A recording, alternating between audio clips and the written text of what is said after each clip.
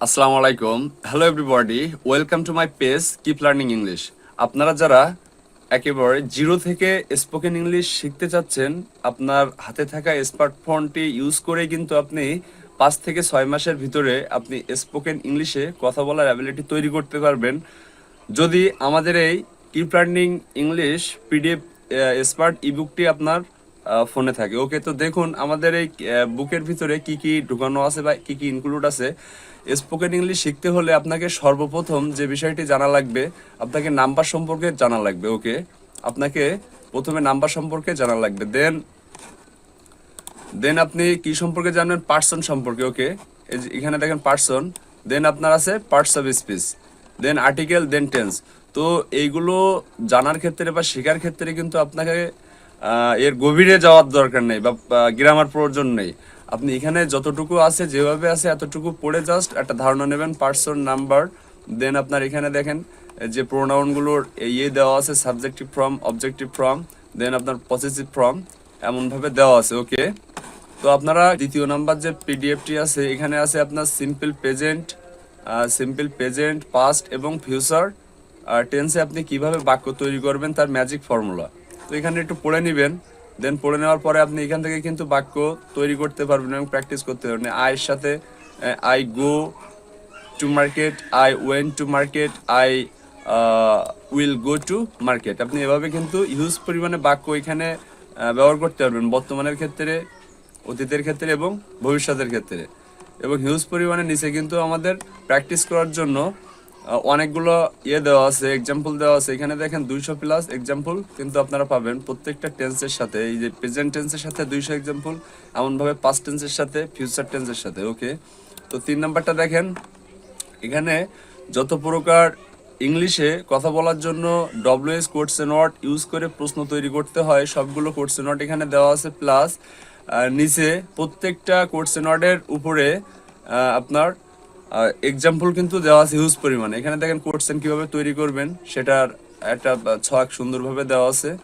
ওকে, তো আপনারা এখানে কিন্তু হিউজ পরিমাণে এক্সাম্পল সহ পাবেন। দেন আপনি ওকে, তো 4 নাম্বার পিডিএফটি দেখুন। 4 নাম্বার পিডিএফে আমরা দিয়েছি ডেলি রুটিন প্র্যাকটিস। আপনি স্পোকেন ইংলিশে কিভাবে ডেলি রুটিন প্র্যাকটিস করবেন সেটি সুন্দরভাবে দেওয়া আছে। জাস্ট আপনি এখানে I get up early in the morning, I rub my eyes, I search my phone, I fold the blanket, এরমভাবে প্র্যাকটিস করতে থাকবেন আপনি প্রতিদিন যে কাজটা করেন। ওকে, এটা হলো প্রেজেন্টের ক্ষেত্রে। এটা কিসের ক্ষেত্রে? প্রেজেন্টের ক্ষেত্রে। দেন আপনি দেখেন নিচে যদি আসেন, আপনি পাস্টের ক্ষেত্রেও আপনি কিভাবে করতে পারবেন।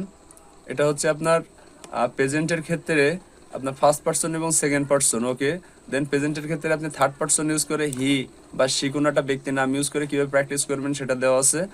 দেন আপনার পাস্ট টেন্সে আপনি কীভাবে ব্যবহার করবেন সেটা দেওয়া আছে। দেন আপনার দেখেন ফিউচার টেন্সে আপনি কীভাবে ব্যবহার করবেন এটাও দেওয়া আছে, খুব সুন্দরভাবে ব্যাখ্যা সহ দেওয়া আছে। আপনি এগুলো বারবার প্র্যাকটিস করে আপনার মুখে জড়তা কিন্তু কাটাতে পারবেন।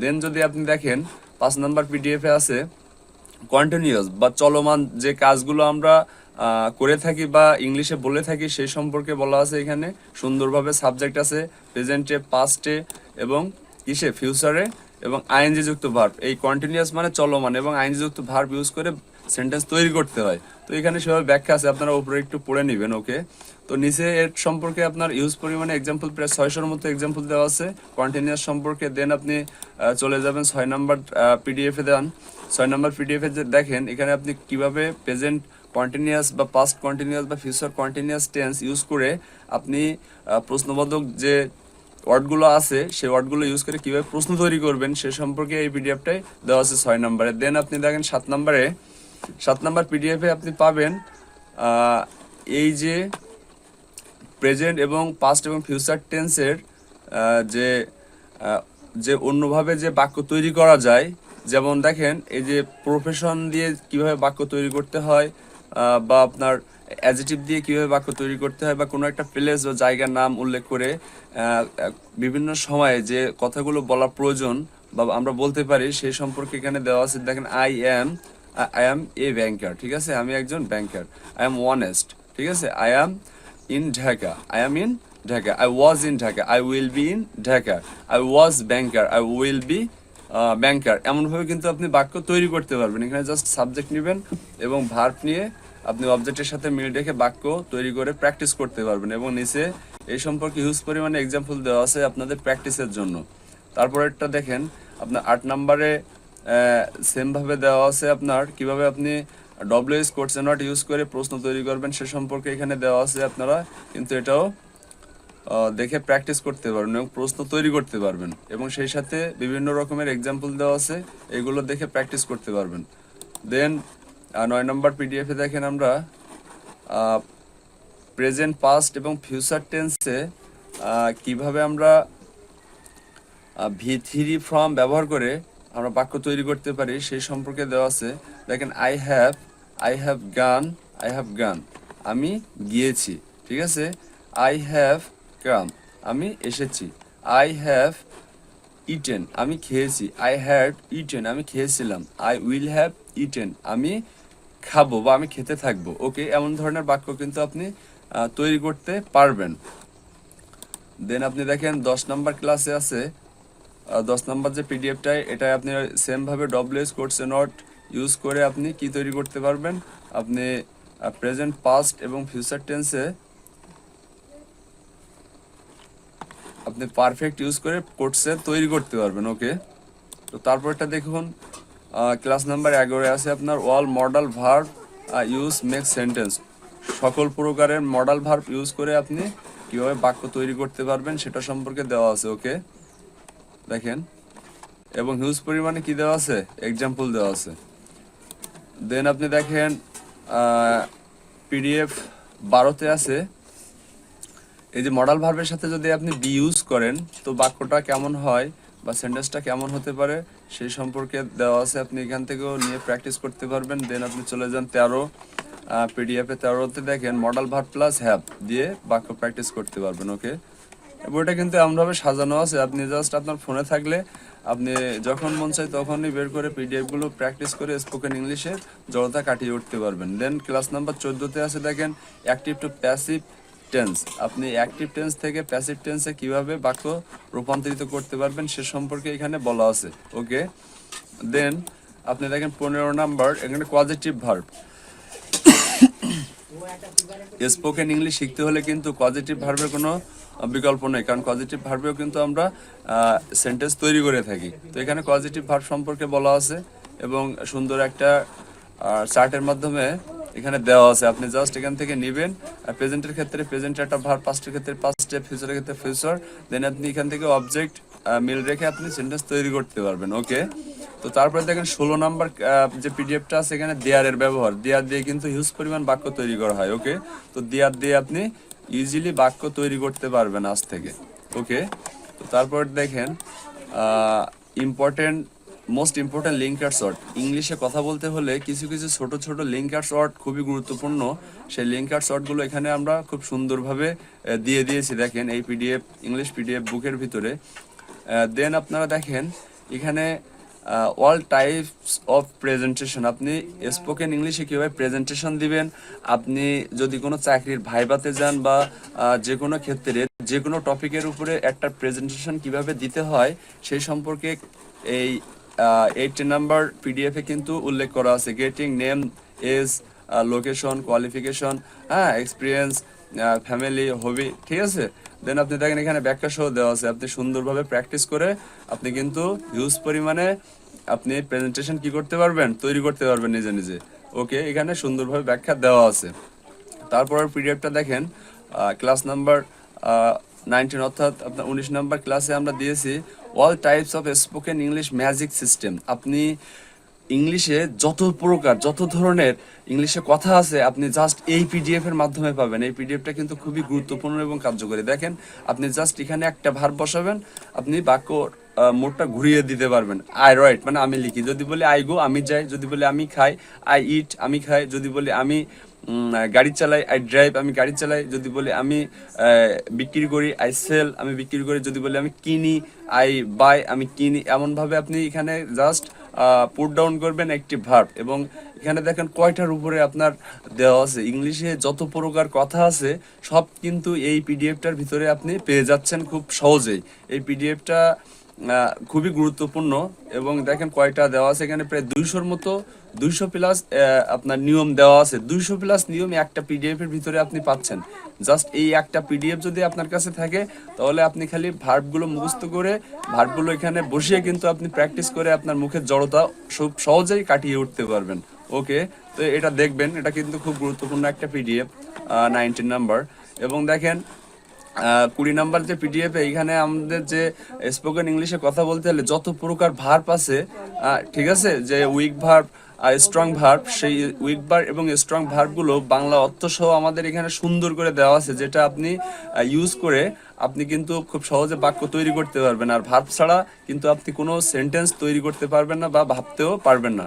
দেন আপনি দেখেন 21 নাম্বার পিডিএফে আছে আপনার important spoken English short dialogue. আপনি কিছু কিছু শর্ট ডায়লগ আছে যেগুলো স্পোকেন ইংলিশে দৈনন্দিন জীবনে খুবই ব্যবহার হয়ে থাকে, এগুলো আপনি পড়ে নেবেন বা মুখস্থ করে ফেলতে পারবেন খুব সহজে আপনার হাতে থাকা স্মার্টফোনের মাধ্যমে, যদি এই পিডিএফটি আপনার কাছে থাকে। দেন আপনি দেখেন 22 নাম্বার ক্লাসে আছে স্পোকেন ইংলিশ কমান্ডিং সেন্টেন্স। এমন কিছু কমান্ডিং সেন্টেন্স আছে যেগুলো কিন্তু দৈনন্দিন জীবনে পরিমাণে ইউজ করে আমরা বাক্য ব্যবহার করে থাকি। দেখেন sit down, don't sit down, come here, go there, এমন ধরনের, ঠিক আছে, বহুত পরিমাণে আপনি এখানে পাবেন। দেন আপনি ক্লাস নাম্বার 23-এ দেখেন এখানে কিছু অ্যাডভান্স স্পোকেন ইংলিশ 200টা গ্রুপ ভার্ব দেওয়া আছে, যে গ্রুপ ভার্বগুলো কিন্তু একটু স্মার্টলি, একটু অ্যাডভান্স লেভেলের ইংলিশে কথা বলতে গেলে আপনার খুবই ব্যবহার হয়। তো এইগুলো আপনি এখান থেকে পড়ে নিতে পারেন যদি আপনি চান এগুলো একটু স্মার্টভাবে আপনি কথা বলার জন্য, অ্যাডভান্স লেভেলে কথা বলার জন্য কিন্তু ইউজ করতে পারেন। দেন আপনি দেখেন এখানে কমন স্পিকিং এক্সপ্রেশন, মানে কাউকে সাহায্য প্রস্তাব দিতে আপনি কোন ধরনের কথা ইংলিশে ব্যবহার করতে পারেন, কাউকে ধন্যবাদ জানাতে কোন ধরনের কথা ইউজ করতে পারেন, আপনি রাগ বা অভিমান প্রকাশ করতে আপনি কি ধরনের ইংলিশ ব্যবহার করবেন, পরিচিত হতে আপনি কি ধরনের ইংলিশ ব্যবহার করতে পারেন, দেন আপনি ভালো থাকা বোঝাতে কিভাবে ইংলিশ ব্যবহার করতে পারেন, এমন ধরনের কিন্তু অনেকগুলো দেওয়া আছে। আপনি এখান থেকে জাস্ট পিডিএফটা আপনার হাতে থাকলে আপনি সহজেই স্পোকেন ইংলিশে কথা বলা শিখতে পারবেন মাস্ট। দেন এখানে দেখেন 1700 বেসিক ভোকাবুলারি, মানে আপনার ইংলিশে কথা বলার জন্য কিন্তু বেশি ভোকাবুলারির প্রয়োজন নাই। আপনি যদি 15 থেকে 1700 ভোকাবুলারি জানেন তাহলে কিন্তু কথা বলতে পারবেন। তো দেখেন এখানে 1700 ভোকাবুলারি দেওয়া আছে। এবং আরও একটা মজার বিষয়, এর পরের পার্টটাতে আপনি দেখেন, একটু খেয়াল করলে বুঝতে পারবেন যে পার্ট ভোকাবুলারি দেওয়া আছে না, পেশা সম্পর্কে যত প্রকার ভোকাবুলারি আছে, এই যে 26 নম্বর ক্লাসে আপনি পাবেন যে পেশা সম্পর্কে যত প্রকার ভোকাবুলারি আছে বাংলা অর্থ সহ কিন্তু আপনি পেয়ে যাচ্ছেন। তো তারপরে দেখেন পেশা সম্পর্কে পরে আপনার এটা আছে আপনার ফুড বা ড্রিঙ্ক, খাদ্য বা পানীয় সম্পর্কে যত প্রকার ভোকাবুলারি আছে কিন্তু দেওয়া আছে। এমনভাবে প্রায় 30টা প্লাস বিষয়ের উপর এরকম পার্ট ভোকাবুলারি এই পিডিএফ এর ভিতরে দেওয়া আছে, যেটা কিন্তু খুবই গুরুত্বপূর্ণ আপনার স্পোকেন ইংলিশ শেখার ক্ষেত্রে। ওকে, তো দেখেন পার্ট দেওয়া আছে, আপনি কিন্তু খুব সহজেই আপনি এই পিডিএফটি নিয়ে ইংলিশটা প্র্যাকটিস করতে পারবেন। এমনভাবে আপনি পাবেন হিউজ পরিমাণে ভোকাবুলারি এর ভিতরে পাবেন, যেটা বাইরে আপনি কোনো বইতে এমনভাবে সাজানো পাবেন না। ওকে, তো দেখেন দেন আপনার 27 নম্বরে দেখি আমরা অল্প কিছু অ্যাস অর্থাৎ এই ধরনের বাক্য প্র্যাকটিস করব। দেখেন অ্যাজ ডে অ্যাজ ক্লিয়ার, দিনের মতো পরিষ্কার, অ্যাজ ব্ল্যাক অ্যাজ কয়লার মতো কালো, এমন ধরনের কথা কিন্তু আমরা বলে থাকি। তো এমন ধরনের কথা আপনিও কিন্তু প্র্যাকটিস করে শিখতে পারবেন। দেন আমাদের 28 নম্বর যে পিডিএফটি আছে এখানে দেখেন স্পোকেন ইংলিশ প্রবাদ, কিছু গুরুত্বপূর্ণ প্রবাদ আছে যেগুলো আমরা কিন্তু সচরাচর ইংলিশে কথা বলার ক্ষেত্রে ব্যবহার করে থাকি। দেখেন all that glitters is not gold, সব চকচক করলে কি হয় না, শোনা হয় না।